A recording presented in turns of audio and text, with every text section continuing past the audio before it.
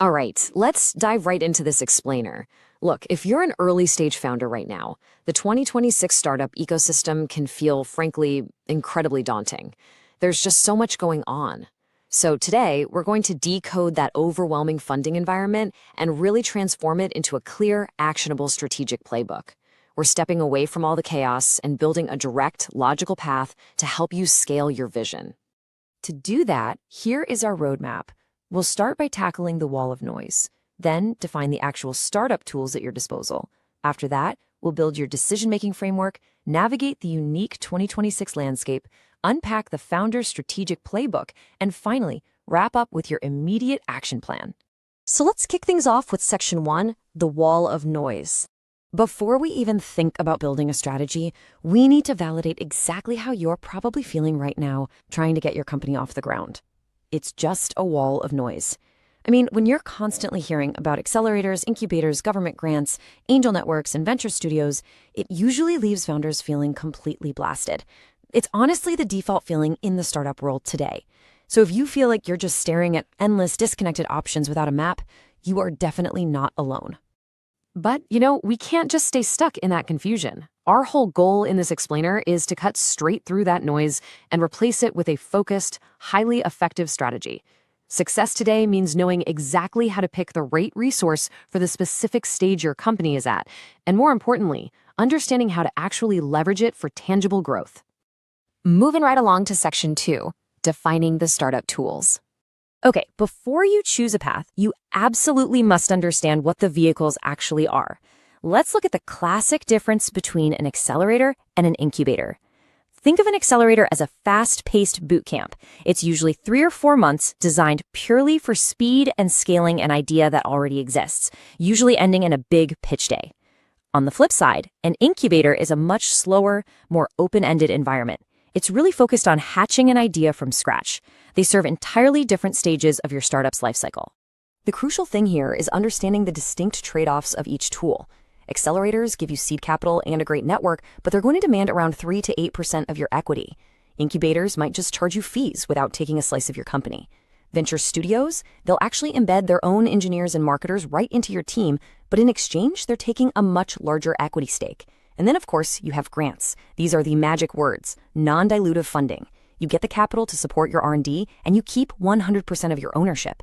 Knowing exactly what you're sacrificing for growth is the absolute foundation of your strategy. But hey, never underestimate the human element in all of this. Did you know mentored founders actually achieve 3 times better outcomes? It's wild. Investor networks and accelerators provide what we call smart capital. It's not just a check, it's their expert advice, their massive Rolodex of connections, and their credibility transferring directly to you. Honestly, this is often the most valuable part of the entire exchange. All right, on to Section 3, the decision-making framework. I want you to actively play along with this thought experiment right now. Think about your startup today. What is your single undeniable need? Is it just raw cash to keep the lights on and survive? Is it expert guidance because you're totally stuck on product development? Or is it the network you need to reach those crucial first major customers? You really have to identify that one critical bottleneck, because your answer dictates your path entirely. This is the priority matrix. Every single day, you are weighing capital, network, and mentorship against your willingness to part with your equity. If expert guidance is your absolute top priority, then trading a little equity for a top-tier accelerator makes total sense. But if you fiercely need to protect your equity and simply need cash to fund some heavy research, well, you should be hunting exclusively for non-dilutive government grants. Your number one need dictates the tool. And remember, actually, scratch that. It's crucial to remember. This answer might completely change in 6 months. That brings us to Section 4, navigating the 2026 landscape. 60%. Let that sink in. A staggering 60% of Y Combinator companies this year are expected to be AI-focused. This single statistic is a massive flashing sign showing exactly where the gravity of the market is pulling right now. We are seeing these major, specialized accelerators popping up exclusively to fund and support AI companies. So what does this mean for you? Well, because the generalist programs are leaning so heavily into AI, you must be incredibly targeted. If you're an AI founder, you're looking at places like Excel and Google Atoms. But if you aren't building the next big AI model, you need vertical-specific programs. If you're in health, look at Halcyon. If you're specifically in mental health, look at SeedSpot. You have to find those niche programs that are explicitly searching for your exact type of solution. Okay, let's level up with Section 5, the Founder's Strategic Playbook. This is where it gets really fun. It's fascinating how we can elevate those foundational choices into pro-level advanced tactics. You can dramatically extend your runway using what we call the stacking strategy. Basically, you don't just pick one route. You pair an equity-based accelerator, which gets you the network and that vital seed money, with massive, non-dilutive resources. For example, imagine securing $150,000 in Azure and OpenAI credits from Microsoft, and then stacking that with $200,000 in cloud credits from Google. You're literally stacking these resources to artificially inflate your runway without giving up a single extra percentage of your company. It's brilliant. And that brings us to an incredible pro move, all about timing. If you time your VC pitch right after announcing a major grant win, let's say something like the Braze Tech for an Equitable Future grant, you are leveraging that external stamp of approval. Think about it. A major grant tells venture capitalists that a serious, rigorous organization has already vetted your idea and put money behind it. You walk into that pitch room with massive leverage to negotiate a vastly superior valuation. Now, we've got to talk about the traps where this playbook can go completely wrong. Fatal flaw number 1. Chasing the brand name. Please beware of chasing a shiny logo just to slap it on your startup's website. You have to verify if the program actually offers structural support for your specific industry. We see founders get in, give up a chunk of equity, and then just suffer through incredibly generic mentorship, polished marketing copy, and get the absolute unvarnished truth. Ask them bluntly, did the program actually help you raise your next round? Was the mentorship real, or was it just fluff? So, I want to leave you with this final critical thought. Which specific tool are you going to leverage today to cut through the noise and scale your vision? Armed with this matrix and this playbook, what is the single most important move you will make right now to transform your startup's trajectory? Don't let the ecosystem overwhelm you. Choose your tool, make your move, and go build something amazing. Hello. How's everybody doing tonight? We're glad to be here. Glad to have you for another Thursday, and we're uh, closing in on our 6-year anniversary, which starts, which is actually next Thursday. We started Startup Founder Best Practices actually 6 years ago on August 13th. So we're looking forward to a good celebration next week for our anniversary event. Got a lot to talk to you about tonight, and just really always a pleasure to be here to kind of help founders on their journey of building a startup. And we focused a lot on AI and how to use AI. And so that's kind of what our specialty is, just leveraging that technology to help you grow your startup. And we leverage a lot of tools doing that, but we'll get into that a little more deeply later. But first, I'll kind of let you know what's going on, and give we'll pay a little tribute to our partners and sponsors, and trying to kind of lay the groundwork for that. Yeah, so it's been a busy day today. So online meeting with Black Innovation Alliance. Today we have our quarterly meetings, and it's great to see founders all over, folks that are running programs for founders to see how they're progressing. I missed our networking event tonight because I was at our Startup Source Pensacola startup social event, and so we were talking about robotics and AI. I had a great speaker there. A lot of folks came out to that as well. And so wrapping up today with you all, and I wanted to cover this topic about building with evidence and not assumptions. And over the years, including myself, we're always excited about what we're our idea, our startup idea. Um, but what really matters is you have to. It can't be just based on a hunch. You have to have evidence, not what you assume to kind of move forward. And so we're going to review the stages that all the founder stages that you go through, some of the assumptions that founders make, and that's all you when you're doing your business model, you're doing it based on assumptions. So you got to get evidence to prove or disprove those uh, assumptions. And so we're even going to have share a scorecard with you so you can leverage that to actually move forward. So that's what's going on tonight. And so just review my background. Spent my career developing technology at the Air Force Research Laboratory. Uh, just a lot of technologies from micro robots to 30-ton weapons, and you name it. I had some stuff in it, and so it's like a pretty neat career. But yeah, it was exciting, but everything is all about how you think and what you think and your approach to solving problems, and so that's how you be successful, and that's how you be successful with it. AI is using it to help you think and figure out things as opposed to using it using it like a vending machine.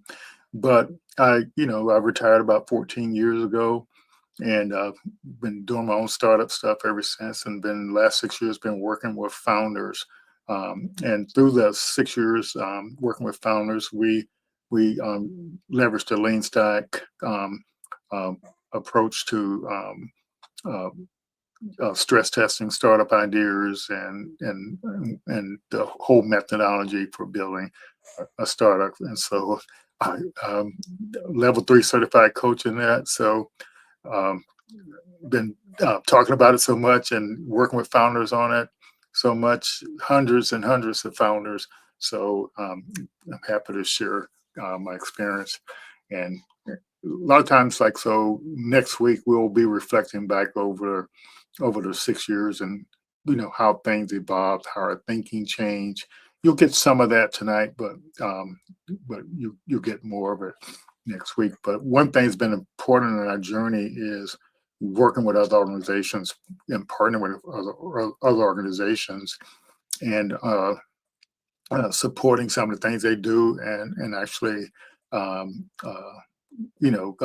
them supporting us and what we do. It's always a two-way street. And so these are some of the folks we've worked with in the past and still working with most of them. So our program is branded the Founders Insight Programs. This particular deal here we're doing Thursday night is part of our what we initially call a startup program, Startup on the Blocks, because we're here in historic Belmont, the Villiers, and it's a cultural and entrepreneurship community here. And so we sort of branded after that. But then part of that program is our weekly events that we do on Thursday nights. But we do a lot of things. But these are some of the companies that have supported us in the past, and still most of them still support us today.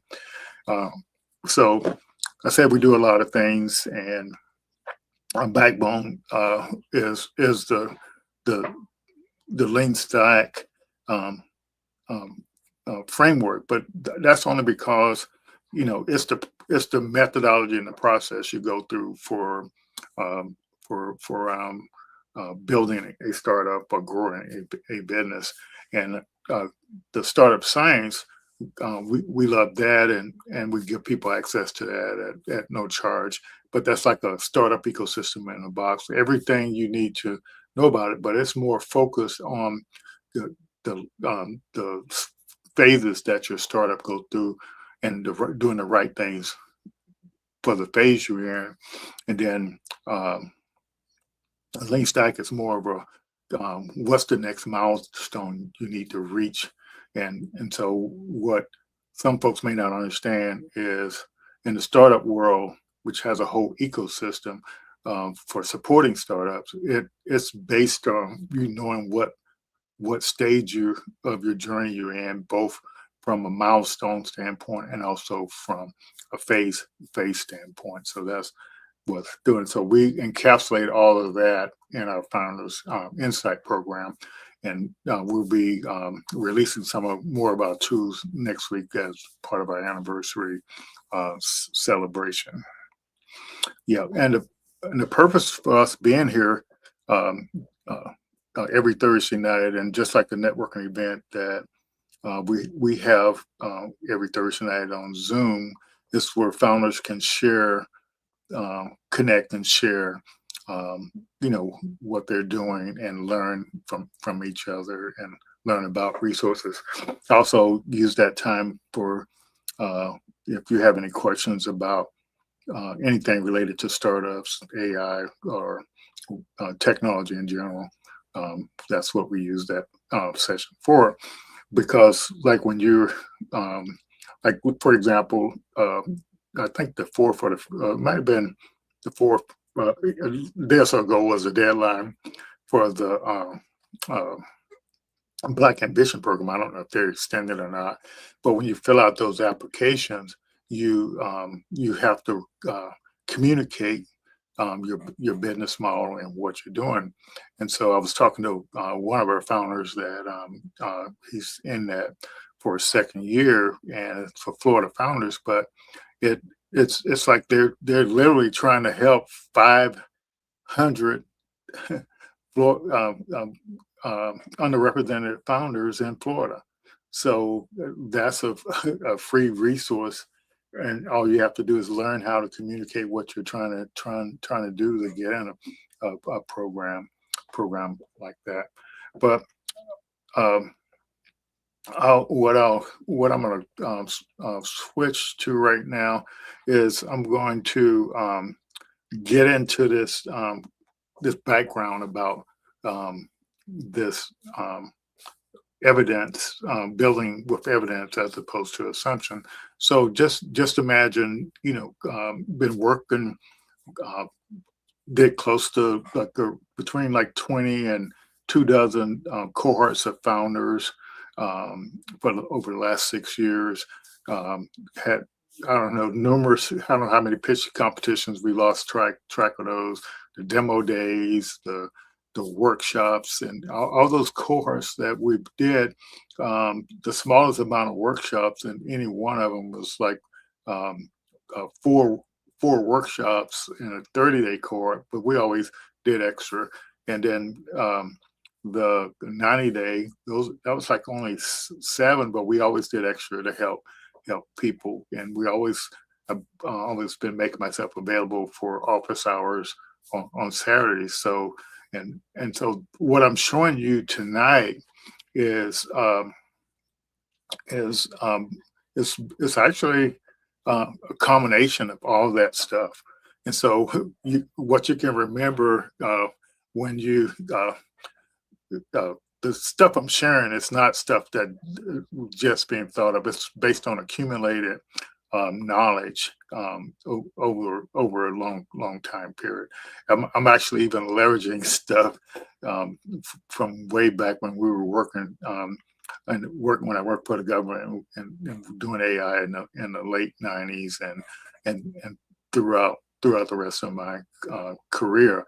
So what I'm telling you is based on the evolution of learning over the years, and one way that I use AI is to actually reflect on my journey and the work that we do here at the Kakua Institute. And so I use reflection prompts and stuff like that to kind of, so the knowledge is actually not lost, it's accumulated. Alrighty. So I'm going to start off this evidence-based approach with uh, the video about um, that's kind of encapsulate. It's not telling you all the secrets, but I do have a uh, Google Drive folder that I will share with you, and I'll even put the video in there just so you make it available to you. But it's got all the stuff in. I'll be sharing with you tonight. So I'm gonna go ahead and hit that, and then do some social media sharing here, and we'll be back in a few minutes. Most early stage venture programs out there today are built on a mechanical error. They mistake motion for progress. The core failure of the traditional entrepreneurship curriculum is that it unintentionally rewards the volume of visible founder activities. Founders receive praise for attending workshops, filling out generic business canvases, and compiling AI-generated research. These actions look like work, but they do not prove viability. True venture progression operates on a different metric. A venture advances only when a founder produces verifiable evidence that reduces uncertainty. To build an effective venture, we have to decouple the act of doing founder work from the process of proving the venture actually works. The Lenicha framework solves this by dividing the system into two distinct nodes. The first is the Quick Start Guide. This establishes the founder's behavioral operating method. The second node is the Stage Gate Scorecard. This acts as the venture's decision governance instrument. These nodes serve entirely different functions. The behavioral guide is a continuous engine that generates evidence. The scorecard is a rigid gatekeeper that evaluates whether that evidence is actually credible. By structurally separating the work from the evaluation, the system prevents a common flaw. The founder's daily to-do list cannot become a subjective, self-reported approval checklist. This two-node architecture forms the basis of a founder intelligence operating system. But to make it auditable at scale, we must transition this analog architecture into a traceable, database-backed digital data model. This diagram shows the Lenicha founder cycle. Before market interaction, founders must state assumptions and define exact evidence to test them. The loop is a strict filter, drawing a hard line between what customers say and how they actually behave. And this system, compliments, unqualified waitlists, and hypothetical interest are categorized as weak signals. They must be rejected as proof of demand. Acceptable, strong evidence requires friction. The system demands physical deposits, paid pilots, signed contracts, or verifiable changes to a customer's daily workflow. Artificial intelligence is given a tightly bounded role within this loop. It models financial scenarios and drafts code, but it cannot replace real customer buying behavior or regulatory review. The behavioral guide is built to be an evidence generation engine that actively resists false validation at every step. Once the evidence is generated, it hits the venture control system, which is divided into 8 formal review gates. At every single gate, the reviewer asks, did the evidence earn the right to advance? At Gate 4, a clear offer is not enough. Advancement requires explicit proof of behavioral adoption and financial commitment. By Gate 6, organizational readiness, the system shifts to address operational bottlenecks. It treats founder dependency as a severe, trackable risk. Under Gate 6 criteria, a venture cannot pass if every operational action still requires the founder's direct intervention. This strict criteria normalizes a critical outcome, deciding to pause, pivot, or completely stop a venture. The scorecard's true purpose is to protect capital and founder time by preventing unsupported ventures from advancing. Conceptually, this structure is elegant. Operationally, it is broken. The entire system currently relies on analog, PDF-based media. Watch this calculated passing score of 75%. It creates a dangerous illusion of mathematical accuracy. Because criteria are unweighted, minor achievements carry the same mathematical value as major requirements. A strong score for a clear offer offsets a 0 for lacking cybersecurity controls. This mathematical averaging allows a handful of moderate strengths to completely conceal one fatal existential weakness. Then we hit the 0 score distortion. The analog scorecard mandates scoring exactly 10 criteria per gate. Without a not applicable option, human reviewers are forced to input speculative or unfair zeros for criteria that may be irrelevant, instantly corrupting the final percentage. This introduces subjective bias. Different human reviewers will look at the exact same analog evidence and assign wildly different scores. But the single most critical architectural gap in this analog system is the complete absence of evidence provenance. On a static PDF, a score of 4 is structurally orphaned. It is entirely disconnected from the original customer interview or the specific data point that earned it. Without direct traceability connecting a score to its source material, the entire governance system becomes unauditable at scale. An analog governance system is inherently dangerous. It allows human subjectivity, missing context, and bad math to override objective risk. The immediate solution is structural. The framework must halt analog distribution and deploy a digital founder evidence and decision record. This digital record serves as the necessary database-backed bridge between the quick start behavior and the stage gate control system. It creates absolute evidence traceability. Every generated signal is assigned a standard record format, logging its source, date, customer segment, and level of independence. This schema eliminates subjective scoring. The scorecard no longer acts as a primary repository. It simply points directly to the machine-readable evidence. A reviewer calibration guide is built into the digital interface, anchoring every score to strict empirical definitions to ensure consistency. The interface also resolves the zero-score distortion by dynamically adjusting the scoring denominator when a requirement is marked not applicable. Establishing this relational schema transforms the framework from a theoretical exercise into an auditable data model. To finalize the architecture, we must hard-code empirical must-pass boundaries directly into the digital system. Regardless of the overall percentage, the system must mathematically freeze if vital evidence, like behavioral commitment at gate 4, is missing. This sets up the ultimate safety mechanism, the critical failure override, designed to catch severe legal, AI, or security risks. Early governance checks regarding customer harm, data privacy, and intellectual property exposure trigger this override immediately. This override acts as a non-negotiable dead stop, entirely independent of how highly rated the rest of the venture is. A true founder intelligence operating system is achieved only when verifiable evidence replaces assumption, and strict data provenance ensures that organizations scale based on verified reality. Alrighty, I hope that was helpful to you.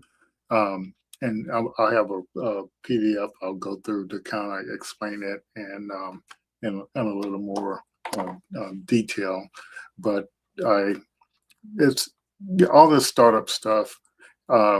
It's challenging, and so that's what all these ecosystem organizations are all about. These startup ecosystems organizations, they're here to help you get through a lot of this stuff, but they all have different approaches, and some work and some don't.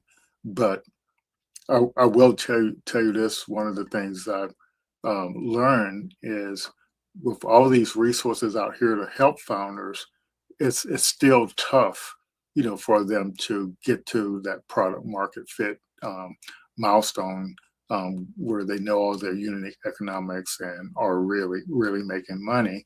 But so the system is broken somewhat, but it's still better than nothing. It gives you an opportunity to learn, to connect with other founders, organization mentors, and stuff like that. But so, at the Kuku Institute, we've been studying the ecosystem. We've been studying, founders, and we've been trying to accumulate knowledge to kind of help, using AI to kind of reflect that back, and just finding all the patterns on the way things work. And basically, what I've found is, with these large language models, is they know about a lot of stuff, and they will, if you ask it something, it'll give you an answer, but you can't really trust the answer. But it is a good starting point, And so, like over the years, you have to kind of learn how to use the AI to critique the AI and kind of help you um, get to the point where you can trust the information, that is being generated. And so I think we've came pretty close to that. We're not totally there yet, and so like uh, my approach is I like to use AI to analyze, uh,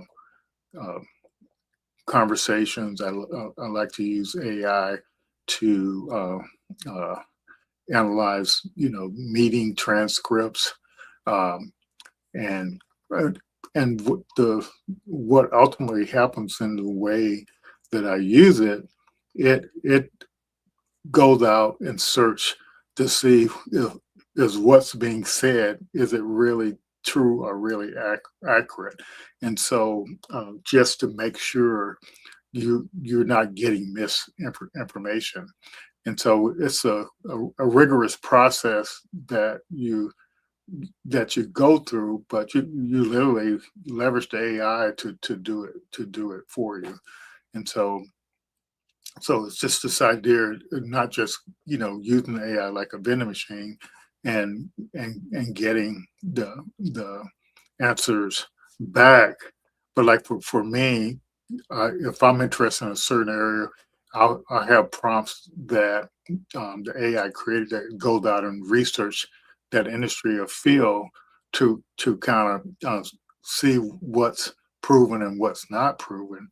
And so when you get the information, it kind of labels it, verified, um, you know, based on, or like I did a research thing earlier this week, and I did uh, use like 5 different large language models, and they all came back slightly different. One vendor, they found stuff about the topic, but it was all vendor information. It wasn't proven research information, and it's just. But so the way I find out that is I have another prompt that I use to analyze each of the reports that AI generated. So I used the AI to go out and do research like a researcher would do it, a PhD researcher would do it, or a librarian would do it. And then then once the information come back, I still use AI to actually analyze it to see what's true and what's not true in that information. So it's like doing several layers, making sure the information that you're getting is actually solid. And so when you're building a startup, you can't just take what the AI tells you as fact. You still have to analyze it. And so that's one way I use AI. But I also, you hear me talking about Notebook LM now, Gemini Notebook, and the reason I use that to kind of let it bring the information to life and reflect it back to me like a mirror. So using AI as a mirror in that case, and I'm always interested in improving how I think about things. Am I thinking about it the right way? So I, that's my number one way to use AI. So uh, and I've analyzed my whole life and upbringing, based on just the stories about my childhood, the the stories throughout high school, college, my career, and it. So the AI has went back and looked at all that and actually sees the actual patterns. It pulled out the patterns, and so one of the things I discovered And I told the story 1,000 times, like growing up, even before elementary school, my mother did days work. She had several folks' homes that she went around and cleaned up the houses, and so when those families kids got tired of playing with the toys or they broke them, my mother would bring these discarded toys home for my younger brother and I, and we would fix them. So so in essence, what I learned even before elementary school was how to reverse engineer toys, which is the story of my life now. I reverse engineer people. I reverse engineer anything I come across to kind of help it, see I can get it back the way it should be. And so that's a pattern. So that's another way, that I use AI is to reverse engineer the business model on the website, the to understand a paper. And I guess I need to plug up my computer here and make sure we don't run out of power here. And I'm down to 6%. So let me get that plugged up. Been that kind of a day. Been really, really busy all day. Yep, that's my day today. Apologize for that. Yep, so let's make sure we're good to go here, that we got some power. Yep, we got some power. Good thing. But getting back to so um, that's one of the ways that several of the ways that I use AI. And as an engineer, having a correct engineer, you have to double check and triple check everything. And there's no free lunch, and so you don't take anything for granted. And one of the principles that I learned in my career was, like if I'm like, let's say we're doing a robot or a weapon concept, everything we used on to create that, we had to justify why we chose each component. You don't just go pick a component. And at the networking thing today, this afternoon, the lady was saying, she uses Claude and Chat GPT, and she's trying to figure out which one the best to use. So my workflow is, if I'm doing critical research or something that's important, I will run the same prompt in 5 or 6 different large language models. And the reason I do that, because I know different people built those large language models, and different people have different approach. They have different personalities. They have different ethics, and so what's neat about that is, once I get out those reports back, I analyze each one of them, and then I dump them all into Notebook LM, Gemini Notebook, and I have prompts that I run in Gemini Notebook to kind of see what are the contradictions in the reports, which one did the best analysis, and characterize the analysis of each one of them. So, but then what's neat about that, I get to take the best of all of them to come up with the finished results of what I'm actually trying to do. And so that's kind of my parts. I could go on and on about the way we work. And so got an intern he's got one more week with me, and he's starting as a junior transfer student at FAMU this fall. And so, he told me he was going into the School of Business and Industry, and he's going to be doing the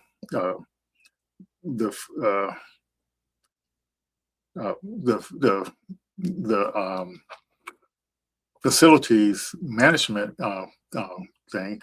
Turns out it's actually a full degree thing on its own, but anyway, so he was all uneasy. I said, well, let's explore this. And so we used um, uh, we had this idea about building an application to help students become aware of what to expect as they're going through whatever degree program they're going to. And so and he had went out and did a few interviews with some other students that was going to college. And so we're trying to figure out the best approach, but still everybody that he interviewed was basically unsure about everything. Even though they may have been starting college in 2 weeks, they were still unsure about so many things. And so we had, through that discussion, I used the AI to analyze that discussion, and it came up with 5 different research prompts that could be used, to, bring clarity to a student. And so we did him as a use case, ran that in 5 different large language models, and actually and he was reading those today and using Notebook LM to understand them, and it just really blew him away, opened up his eyes. So he's going to be in a position when he gets to the school, it's like he had a big brother, big sister that went in the same program, and he knows all about it. And so that's the way that we use AI here, but it's all based on engineering principles, research principles, and not taking things for granted. And so it's these large language models gives you good information, good results, and they help you. But the good thing about all of it is we as humans, we hallucinate about things and make things up, whether we want to admit it or not. And so the AI is the neural networks are mimicking the brain. So people get mad when the AI makes things up and starts to kind of hallucinates. But that's what it's going to do, because it knows the patterns of things, so it knows what comes next, because everything is pattern oriented. All righty, so I'm going to get off my soapbox here and share this stuff about using evidence-based stuff.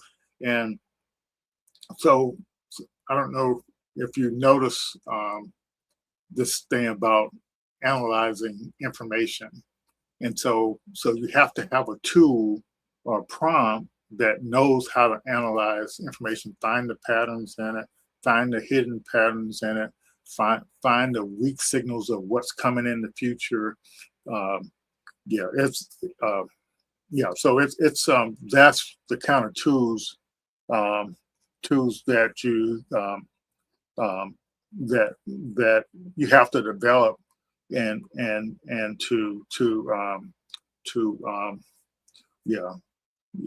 learn how to use things. For the shout out, Joseph, we appreciate it. Still hanging in here. Labor of love, and this is what I'm sharing with you tonight is all this stuff about evidence, not just something that AI hallucinated, not just something you came up with. So using AI as a mirror, you have to not take your thinking for granted, because everybody has blind spots. So we have to use the AI to get past our blind spots as well.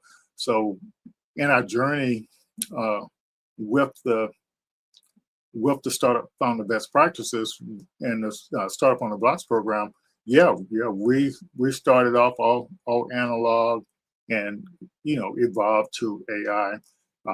But you as a founder, you start off analog, but you want to get to the point where you can create a system that's in essence, a founder intelligence operating system. So we've actually literally created that, and so just based on just with the tools and stuff, and leveraging the large language models and to do that. let's see if we can get going here. Yeah, so startups theater is, people out there like myself included out there attending stuff and doing things, and a lot of activities, really busy. But where's the evidence, that shows you're actually making progress? That's what we're talking about here. And so uh, you have to come up with this evidence-based process, to make sure you're on the right track. Yeah. So once you got the evidence, you can actually move to the next stage. And so, like I said, startup a lean stack is kind of a milestone based thing. So once you finish one milestone, then you go to the next. And so, and when you're building a business or a startup, you go through these phases, but you may not pay attention to these milestones, and you don't pay attention to them. So we're going to leave you. I'm going to put it in the chat here in a second. A quick start guide. So it's a founder behavioral system here to kind of keep you going. And like the video talked about, this separation between this what you're supposed to actually do and how you score what you do. You have to keep those two things separate. And so I'll provide you with both of these documents to kind of get you going. So here is the cycle. Define and the decisions and assumptions. Decisions and assumptions. Let me put my glasses on so I can see here. Yeah. All right. And so you have to, that's the first step. And then you have to discover collect customer and market evidence. So this is really interesting. So in our work with founders, the way you actually learn the most is not talking to potential customers about your solution. You talk to them, you try to discover their problems and understand what they're doing. So that's what that discover. And then you have to evaluate the strength of the evidence and challenge it. You can't just take it for granted. So you go through this evidence cycle. You frame everything, discover, verify, challenge, and then you come up with a test, design a test that can see if that really worked. Then you test it, then you decide, and document it and learn from it. So you'll get this in the document tonight as well. I'll upload this briefing as well. The founder's not only testing the business, the founder is learning to think and operate differently. And so how do you think about information? How do you think to help your startup grow? All righty.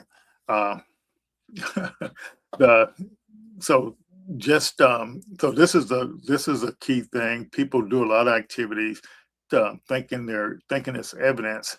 Also, I'll go over each one of these. So collecting surveys.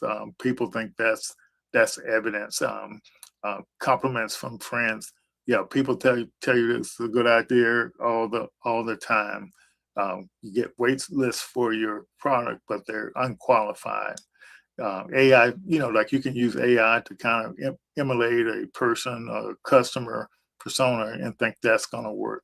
And so AI definitely can go out and estimate the market and tell you it's big, but you literally, have to go out and validate all that stuff. And then on the flip side, you have the if you got a signed contract, that's evidence. If somebody's paying you to do a pilot or giving you a deposit on something, that's evident. If they've doing renewals or repeat use, that's evident. Willingness to change the process they're using. And so if they're giving you referrals, that's the kind of stuff that's evidence. So you have to go through these checkpoints. And so these are related to the startup founder phases that you go through. And so this first one, founder model fit, so that you literally designing the business model, and you learning how to pitch it. And if people are responding to that, that's when you have the founder model fit. And then this customer problem fit, that's where you out there doing demand validation, and you're interviewing people who have recently purchased something similar to what you're building, and in order to, and what you're doing is when you do that, you're validating the problem, but you are also learning the psychology of how you're going to sell to them and market to them later. And I think people don't realize how important that stuff. Problem solution fit is you take all these stuff you learn from the customer problem fit, like in that, and the lean stack, you learn the customer forces stories, jobs to be done stories, hiring and firing criteria. So why should somebody fire another product and hire your product? So that's the once you get that understanding, then you can design a solution, and from that, then you can go out and try to do your sales pitch, and then if people buy, that's what this stage here is. But then it has to become repeatable, because if the repeatable sales are not there, the repeatable process is not there, you're really, you can't predict your growth. You can't predict your scalability if you don't have a repeatable process. That's what's going on here. And then these organizational readiness, well, you probably at that stage, all your unit economics, and this is when you're ready to pour fuel, raise capital, to kind of move forward. Some of us, we want money back here at the idea stages, and stuff is not proven. Okay, so this is the promise and the paradox. And so, if you can get AI working the way you want it, that's and it is possible, but you have to do it in an analog way first, before you can move forward with this. The promise of the AI. And I would say the majority of successful startups, because that's in general, before you can use AI, you have to already have a manual process in place.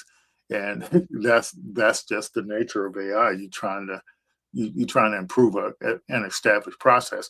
And what you got to remember here, if you're using AI and you're not sure about what you're using AI for, and it's not based on a proven process or a proven approach, then you can't be confident in what you get back, because if you're not providing clear information in, you're not going to get clear information back. And so, and then when you're using the scorecard, you got to know how to use that correctly too. And the video talked about that as well. But so every there's so many things got yous in this particular thing, and so you just have to realize. So just use these tools that I'm going to share with you to kind of help you move forward. yeah, all of this is going to this thing where you want to be able to automate it, but you have to do all this stuff manually first. Yes, yeah. Humans are always in the loop. That's what you gotta remember here. To keep the human in the loop. Okay. All right. So you start off analog, make sure that works that way, and then eventually you can get to the digital end of it. So step one, pay, get the proof based on some paid, and then custom keep going, customer interviews, and you documenting all this. That's what you're doing here.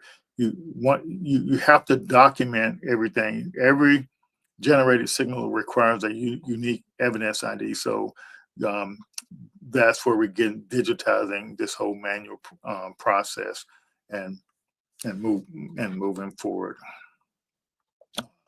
So everything is gated, so you don't get to go to the next step until you you must pass those gates. Yeah. Okay. The digital pivot. When you finish learning how to do it manually, and you start building that digital bridge and keep going forward. Alrighty, so I hope that will be helpful to you. So let me find a link here, and I'll post it in the chat. Okay, let's get it for you. Got it up on my screen here. So I'll let's get it here. Okay, I'll share my screen again just so you kind of see what's in there. And I'll add the video to this as well. So go ahead and put the link in here. You're going to get this founder assessment. I didn't talk about that, but this is a little thing you can answer questions to do a self-assessment, and then so let me see here. Yeah, so so you got the scorecard in here, and you got the startup guide, and oh, here's the video. I do have the video in there. I apologize. I didn't realize I had uploaded. So let me get this in the chat for you. So you should be able to use this to kind of understand the these stages that you have to go through as a founder, and the video also will explain it to you. And I'll also have another document I can put in there as well, and I'll do that right now. So don't forget here. Create another document here. This particular document I'm getting ready to put in here. It'll explain all the stuff on each slide for you. Okay, give it a name.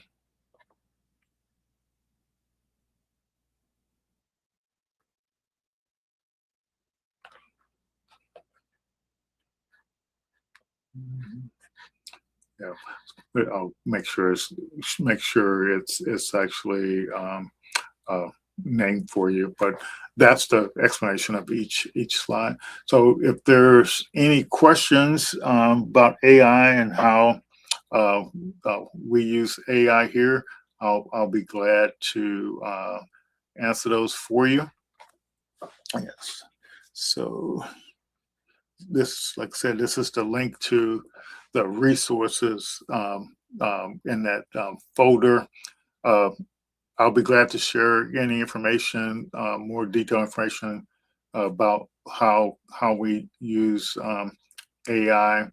And if you want to get access to some of our tools, um, I'll put that in the chat here as well.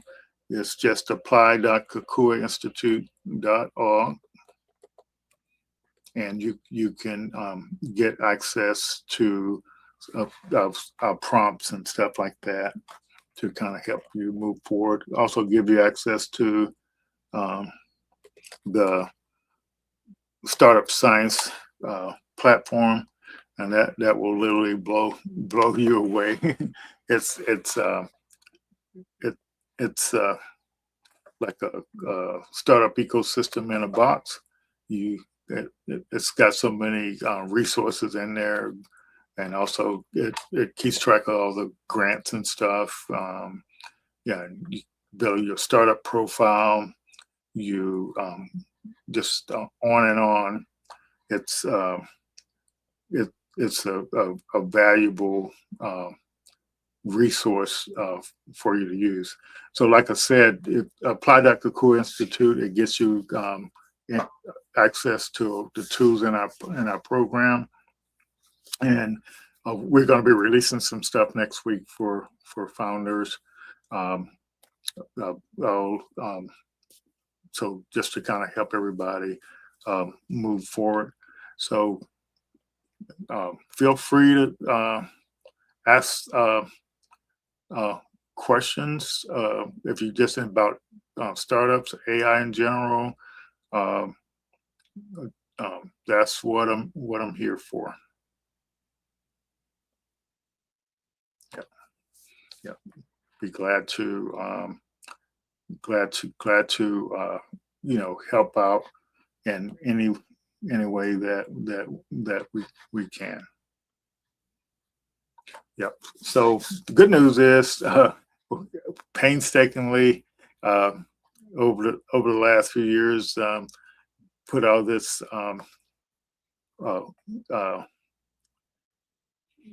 time in working with founders, and so you get the benefit from all of that, and you don't have to reinvent the wheel.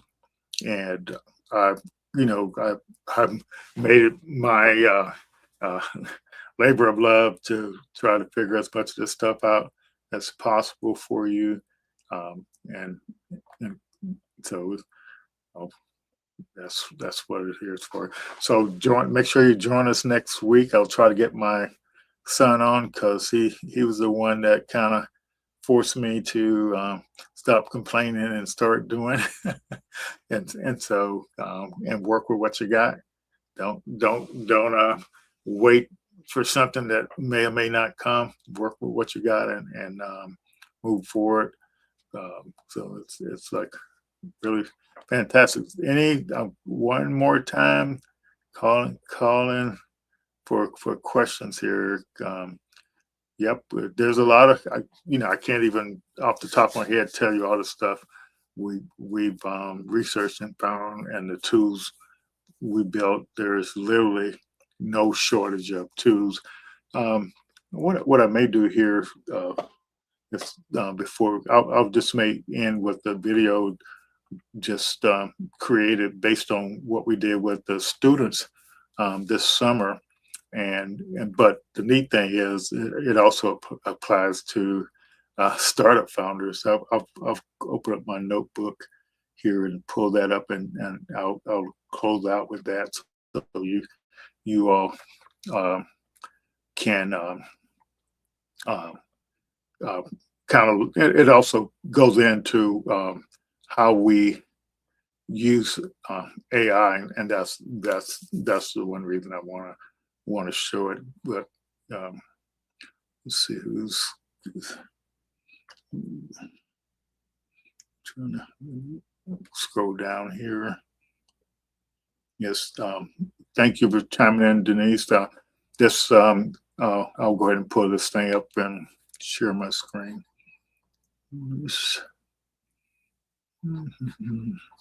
Now, if I can get this is Gemini Notebook, and I was reflecting on the stuff I did with the students this summer. I guess in this case, I need to stop sharing and and reshare because of I didn't share the sound.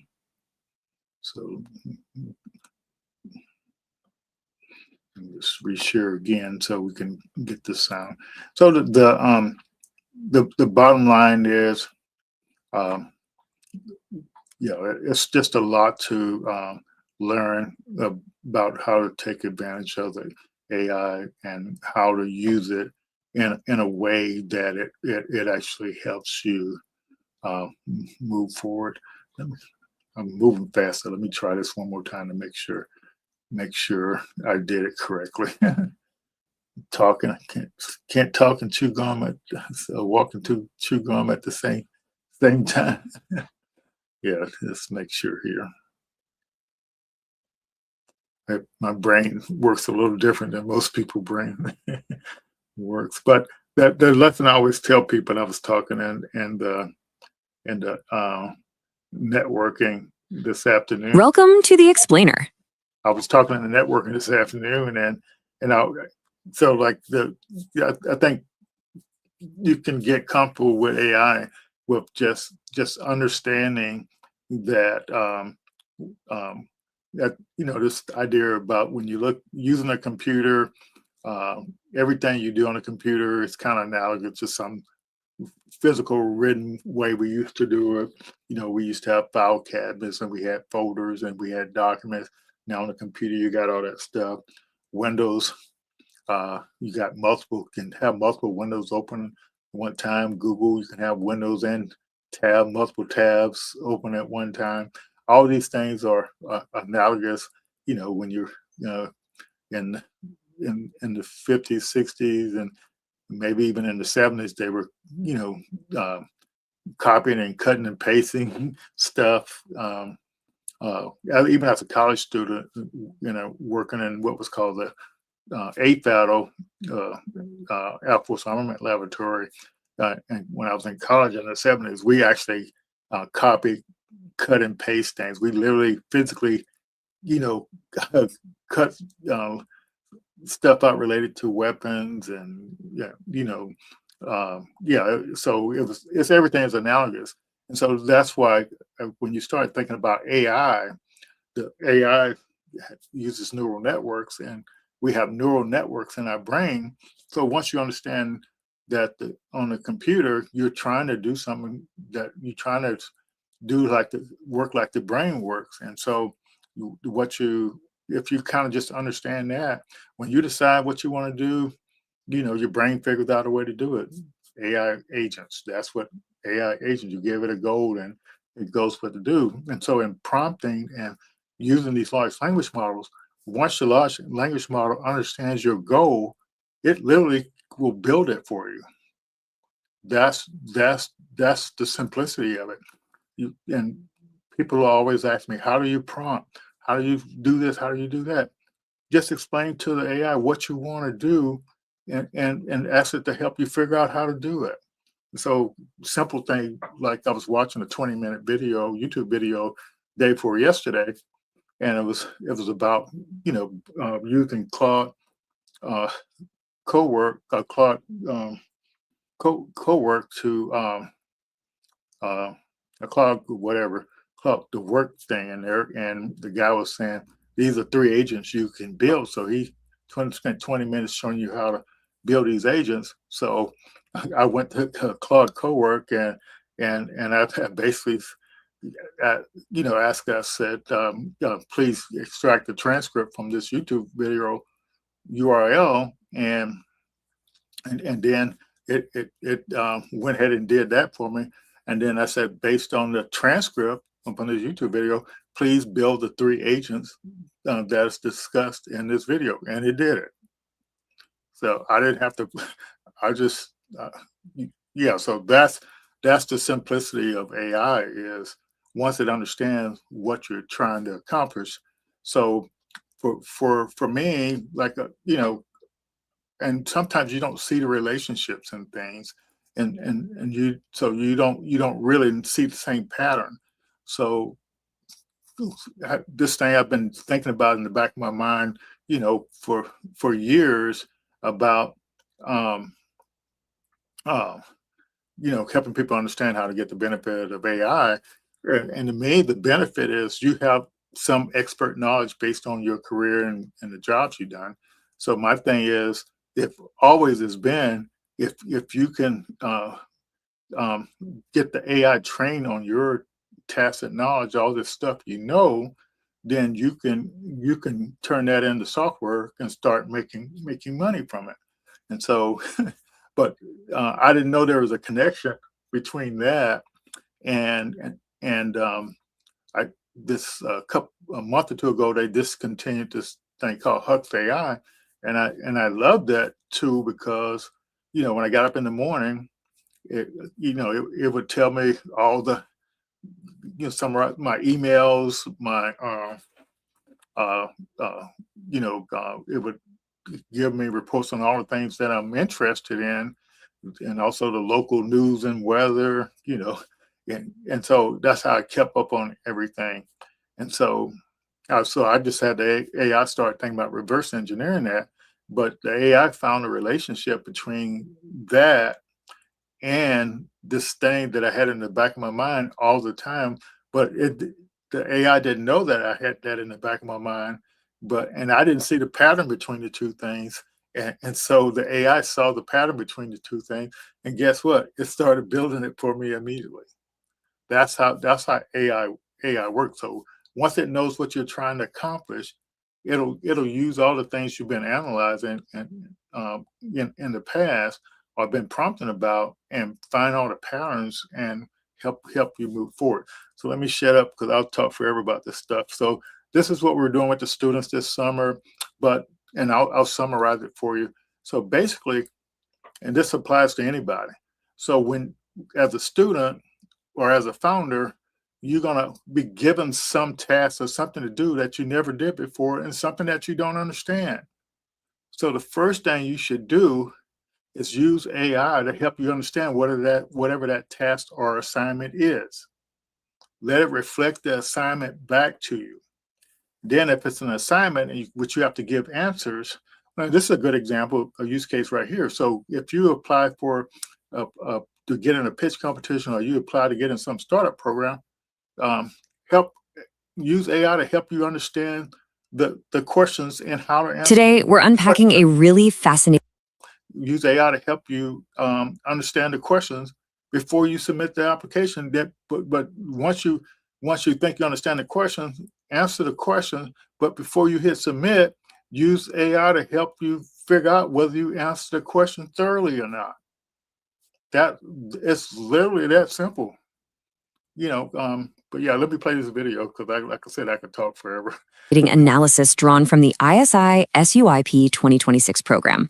It's a forward-thinking educational initiative that's completely redefining how we learn and work. We're going to dive into what it actually means to harness artificial intelligence in a way that goes way, way beyond basic prompt engineering. We're talking about a fundamental transformation in how we work, learn, and literally preserve human knowledge. So if you've ever felt like your interactions with AI are just kind of scratching the surface, stick around because this breakdown is going to completely change how you view your digital tool. Consider this bold philosophy for a second. AI is a mirror, not a vending machine. This right here is the core engine driving the entire SII curriculum. I mean, we really need to stop walking up to artificial intelligence, mashing a button, and just expecting a perfectly packaged answer to drop down into the tray like a bag of chips. Instead, we have to start treating it like a mirror. It's a thinking partner. It's something that reflects our own reasoning, challenges our hidden assumptions, and helps us rapidly iterate on our ideas. Which leads to a massive underlying question we really need to ask ourselves. Are we teaching AI all wrong? Seriously, think about every tutorial you've watched lately. There's this absolute educational obsession with just teaching people how to use software tools. But as you'll see in this explainer, that is a fundamental misstep. If we only teach people the mechanics of the tools, we completely miss the critical opportunity to actually develop human judgment. Let's dive into Section 1, more than prompt engineering. This shift fundamentally changes how we build. The old, incredibly risky way of doing things is basically you have an idea, you build it, and you just sort of hope someone wants it. But the AI native entrepreneurial mindset, it demands a much more rigorous process. You have to start with a deeply understood problem, gather hard evidence, validate that evidence, and only then do you create a solution. It really highlights the absolute necessity to pause, think, and find proof before you ever write a line of code or draft a proposal. Because at the end of the day, good AI starts with good evidence. The students going through this program didn't just log into an interface and start blindly typing out prompts. No way. They became investigators first. They dove into real-world historical research, they analyzed workforce data, picked apart complex legal documentation, and conducted actual customer interviews. They learned very quickly that an AI's output is strictly limited by the quality of the hard facts you feed into it. If your inputs are weak, absolutely no amount of prompt engineering is going to save the output.